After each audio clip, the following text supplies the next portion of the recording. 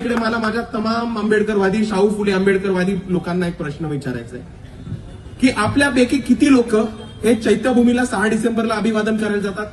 हात वर करून दाखवा. सगळे जातात. आता मला सांगा, चैत्यभूमीच्या जस्ट बाहेर शिवाजी पार्क परिसर आहे आणि त्या शिवाजी पार्क वरती राज ठाकरेंचा बंगला आहे.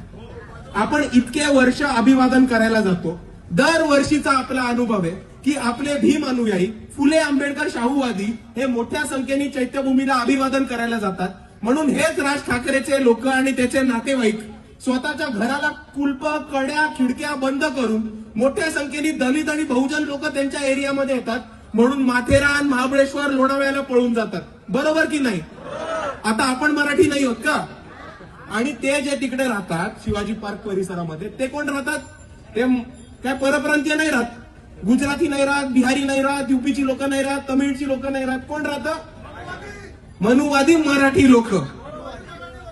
आणि आज या मनुवादी मराठी लोक आपल्याला जातीवादी वृत्तीने हिरवतात आणि त्यांना आपली मतं पाहिजे म्हणून आपल्याला मराठी अस्मितेच्या नावाखाली एक करतात. पण ह्यांचा जातीवाद विसरू नका मित्रांनो.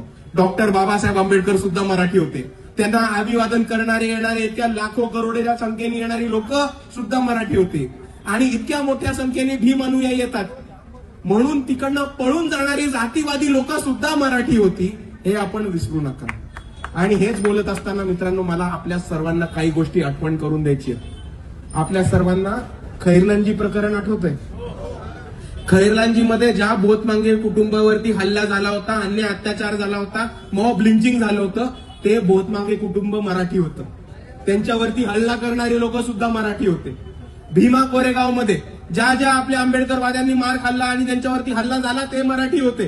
त्यांच्यावरती हल्ला करणारे संभाजी भिडेची लोक सुद्धा मराठी होती.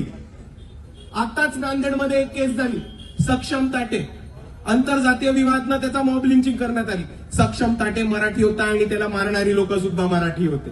अक्षय भालेराव, बोंधारमध्ये वंचित बहुजन आघाडीच्या कार्यकर्त्याचा मर्डर झाला होता, तो मराठी होता. त्याला जातीवादी वृत्तीने गावामध्ये पहिली जयंती काढली म्हणून त्याला मारणारी लोक पण मराठी होते.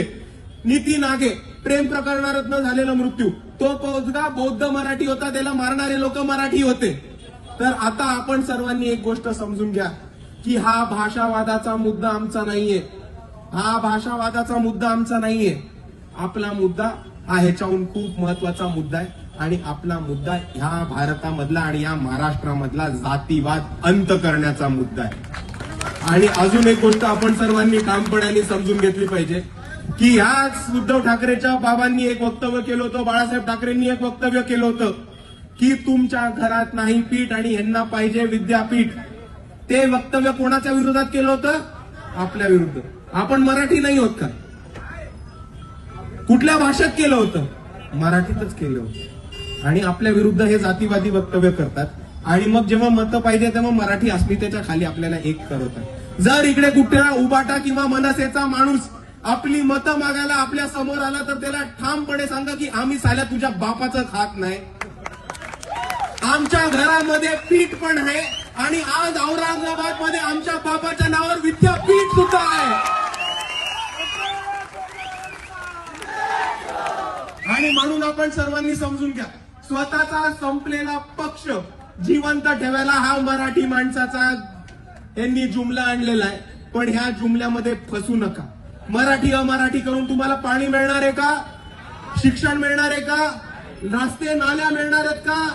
आरोग्य सेवा मिळणार आहे का? नाही. ह्याच्यामध्ये नुसतं पिढ्या बर्बाद होणार आहेत, दोन समाजामध्ये भांडणं होणार आहेत. आणि ही भांडणं मिटवून सर्वांचा विकास करण्यासाठी आज वंचित बहुजन आघाडी आणि काँग्रेसची युती झालेली आहे. आणि मी आपल्या सर्वांना एवढीच विनंती करतो की या पर्यायाला आपण सक्षमपणाने मतदान करा आणि आम्ही एकत्र येऊन आपल्या सर्वांचा विकास करू.